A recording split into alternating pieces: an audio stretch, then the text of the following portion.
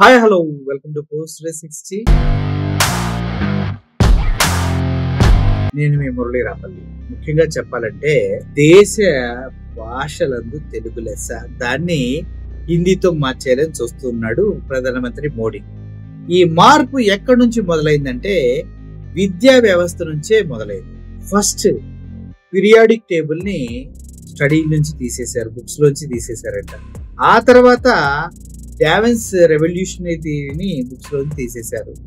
ఆ తర్వాత గాంధీ చాప్టర్ ని తీసేస్తారు. ఆ తర్వాత అమరవీరుల చాప్టర్ ని తీసేస్తారు. అందులో సవార్కర్ అనే ఒక దేశద్రోహి సంబంధించిన చాప్టర్లు పెడతారు. మోడీ అనే ఒక చీటర్ చాప్టర్ పెడతారు. ఇలా అన్ని పెట్టుకుంటా పోతారు. ముఖ్యంగా చెప్పాలంటే మొఘలకు సంబంధించినటువంటి కథలు మొత్తం రిమూవ్ చేసేసారు. వాళ్ళు దేశానికి ఎంతో కొంత చేశారు, కానీ దాన్ని వీళ్ళు ఒప్పుకోరు అనమాట. ఎందుకంటే ముస్లిమ్స్ కదా. ఇప్పుడు ఏం చేస్తారంటే వీటన్నిటిలోకి మహాకుంభమేళా అంటే ఏంటి, హనుమాను చాలీసా ఎలా చదవాలి, గోమూత్రం ఎలా తాగాలి అంటే పద్ధతి, గోపేడని ఎలా తినాలి, గోవుల్ని పూజించేటప్పుడు ఎలా హారతిని ఇటు నుంచి తిప్పాలా, ఇటు నుంచి తిప్పాలా, శాస్త్రం ప్రకారం గోవుతో ఎక్కడ తన్నించుకోవాలి అనే ఇటువంటి కొన్ని చాప్టర్స్ ని బుక్స్ లో ప్రవేశపెడతారు. అన్నిటికన్నా ముఖ్యం భగవద్గీత అనే ఒక పుస్తకాన్ని తీసుకొచ్చి స్టడీ మెటీరియల్ లో పెట్టడానికి చూస్తూ ఉన్నారు. ఇంత దారుణమైన పరిస్థితులు ఎక్కడైనా మనం చూసామా? నేషనల్ యానిమల్ గా గోవును ప్రకటించాలంటూ అబో ఎప్పటి నుంచో నానా కష్టాలు పడుతూ ఉన్నారు వీళ్ళంతా, కానీ అది జరగట్లేదు అనుకోండి. అయితే ఒక ప్రొఫెసర్ దీని గురించి ఆవేదన చెంది మాట్లాడుతూ ఉన్నారు. ఏమని? ఒక మందబుద్ధి కలిగినటువంటి ప్రైమ్ మినిస్టర్ ఇండియాకు ఉండటం వల్ల ఎంత దారుణంగా ఇండియన్స్ యొక్క జీవితాలు పాడవుతున్నాయో ఆయన క్లియర్ గా చెప్పడం జరిగింది. ఒకసారి ఆయన మాటలు వినండి, నాకెందుకో హృదయాన్ని కదిలించేసాయన్నమాట. Today can you imagine the periodic table has been taken off the textbooks of schools. The Darwin's theory of evolution has been taken off the textbooks. It's not surprising, because where you have the Prime Minister who spouts such scientific nonsense that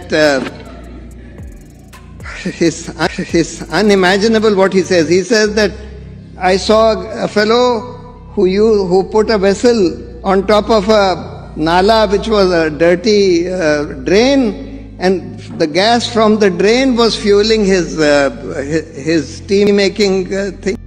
ఏం చెప్తున్నారంటే, ఈ fellow ఎవరైతే ప్రధానమంత్రిగా ఉన్నారో ఆయన ఒక మురికి కాలువ పారుతున్న దగ్గర టీ స్టాండ్ పెట్టేసుకొని ఆ గ్యాస్ నాళాల నుంచి గ్యాస్ వస్తుందని తెలిసి ఆ గ్యాస్ సంబంధించిన పైపు ఒకటి నాళాలో పెట్టి ఆ నాళాల నుంచి వచ్చిన గ్యాస్ తో టీ చేశానని చెప్పినటువంటి బుర్ర తక్కువ ప్రధానమంత్రి ఇండియాకు ఉన్నాడు అని ఆయన చెప్తూ ఉన్నాడు. సాధ్యమా సార్ ఇది? మురికి కాలువలో వచ్చే గ్యాస్ తో అంట గోబర్ గ్యాస్ లో తయారు చేసి ఈయన టీ కాచాడంట ప్రధానమంత్రి మోడీ. దాన్ని ప్రజలంతా నమ్మి వాహ్వా వాహ్వా అంటారు అందభక్తులు. అదే చెప్తున్నారు. నెక్స్ట్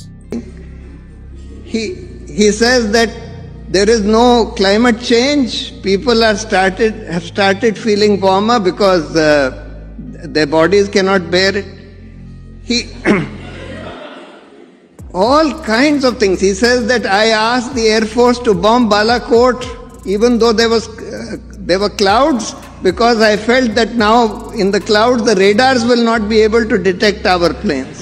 ఇదొక అద్భుతం మళ్ళీ మోడీ గారి నుంచి. ఏంటంటే బాలాకోట్ మీద బాంబులు వేయడానికి, డిస్ట్రాయ్ చేయడం కోసం ఆర్మీని సిద్ధం చేసి, సార్ మేము వెళ్తున్నాం బాలాకోట్ మీద బాంబులు వేయడానికి అని చెప్తే మోడీ గారు గట్టిగా ఊపిరి పీల్చుకొని ఎస్ ఇదే కరెక్ట్ టైం, ఎందుకంటే మబ్బులు కూడా వర్షం పడటానికి సిద్ధంగా ఉంది. మన ఏరోప్లేన్స్ మబ్బులు పైనుంచి కనుక ఎగిరాయి అంటే పాకిస్తాన్ లో ఉన్నటువంటి రేడార్లు కూడా ఆ మబ్బులు అడ్డం వచ్చి మన ప్లేన్ ని గమనించలేవు, గుర్తుపట్టలేవు.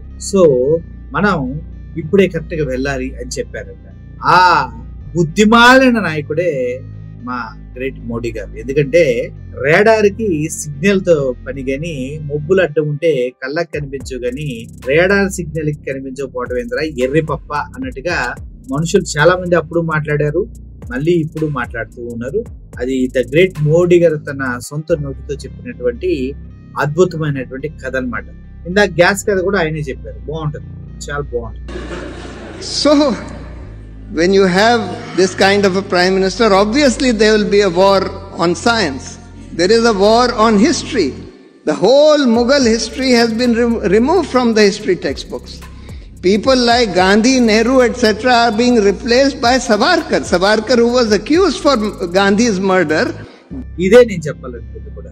గాంధీ, నెహ్రూ, ఇంకా అంబేద్కర్, వీళ్ళందరినీ మీరు రాజ్యసభలో విన్నట్లయితే ఈయన అంబేద్కర్ అంబేద్కర్ అంబేద్కర్ అంబేద్కర్ అంబేద్కర్ అంటాం కన్నా మా దేవుడి పేరు కనుక మీరు ఉచ్చరించినట్లయితే 7 జన్మాలకి సరిపడా స్వర్గం మీకు ప్రాప్తిస్తుంది, ఎందుకు ఆయన పేరు అంతగా స్మరిస్తారంటూ అమిత్ షా హోమ్ మినిస్టర్ అంటాం జరిగింది. ఎంత గ్రడ్జ్ ఉంటుందో చూడండి వీళ్ళకి.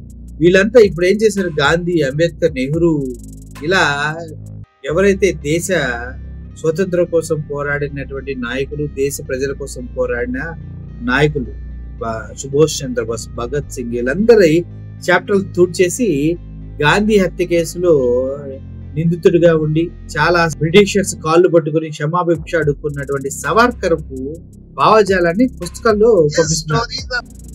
His stories are finding place in the textbooks, and Nehru and Gandhi etc.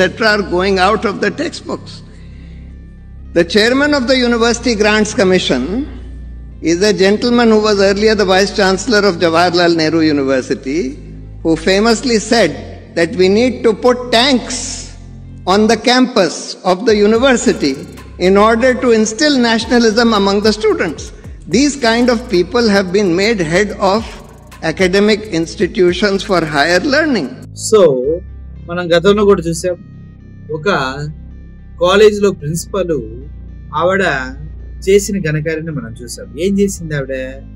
వెళ్ళి స్కూళ్ళు చల్లగా ఉండాలన్నా, పిల్లలకి జ్ఞానం పెరగాలన్నా మంచిదంటూ పేడ తీసుకొని వెళ్ళి, పేడ తీసుకొని వెళ్ళి క్లాస్ రూమ్ అంతా పేడతో అలికింది. ఆ తర్వాత విద్యార్థులు వచ్చి, మరి నీ రూమ్ ఎందుకు మేడం ఏసీ పెట్టుకున్నామని ఆవిడ రూమ్ కూడా పేడతో అలికారు. అంటే పిల్లలకి జ్ఞానం పెరగాలంటే పేడతో అలకాలి. వాళ్ళ ఇల్లు కూడా పేడతోనే లోపల మొత్తం అని చెప్తుందేమో ఆవిడ. సో ఇటువంటి వాళ్ళని చైర్మన్స్ గా, అదేవిధంగా ప్రొఫెసర్స్ గా ప్రమోట్ చేస్తూ, కొంతమందిని న్యాయస్థానాల్లో పెడుతూ, కొంతమంది విద్యాశాఖలో పెడుతూ, దేశవ్యాప్తంగా ఉన్నటువంటి ప్రైడ్ పీపుల్ లెగసీని మొత్తం డిస్ట్రాయ్ చేస్తూ, చెత్త ఫెలోస్ అందరినీ గుక్కులో ఎక్కిస్తూ, జన జీవితాలతో ఆడుకుంటున్నటువంటి మందబుద్ధి కలిగినటువంటి వ్యక్తి వల్ల ఇండియాలో సైన్స్ అండ్ రీసెర్చ్ కి సంబంధించినటువంటి ఫండ్స్ ఇవ్వట్లేదు. అట్ ద సేమ్ టైమ్ ఆర్మీలో రిక్రూట్మెంట్స్ ఆపేశారు. ఎందుకు? వేస్ట్ అని. ఇంత దరిద్రమైనటువంటి రాజకీయ నాయకుల్ని, చెత్త ఫెలోస్ ని మీరు ఎప్పుడైనా ఎక్కడైనా చూసారంటే, చరిత్రలో ఎక్కడో కొంతమంది దరిద్రులు ఉన్నారు, వాళ్ళు కూడా కాల గమనంలో దరిద్రమైన చావు చచ్చి పోయిన వారు. సో ఇప్పుడు ఉన్నటువంటి రాజకీయ నాయకులు కూడా అదే విధంగా ఉన్నారు. మీరేమంటారో వారి గురించి అద్భుతమైనటువంటి కథలు కింద కామెంట్ రూపంలో రాయండి. Thank you for watching this video. Murali signing off. Thank you so much.